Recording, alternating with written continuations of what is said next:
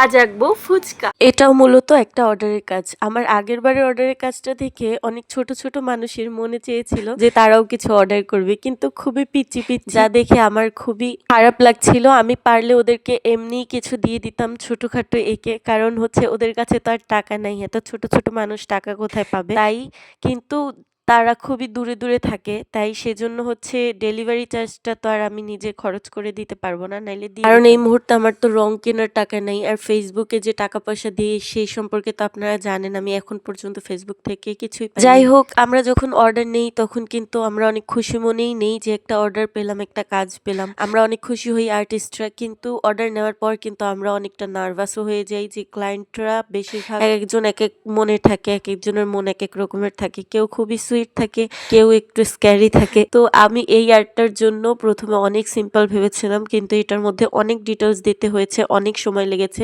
আমি একদিনে 3টা পেইন্টিং করব ভেবেছিলাম, কিন্তু আমি এইটা নিয়েই রাত কভার করে দিছি।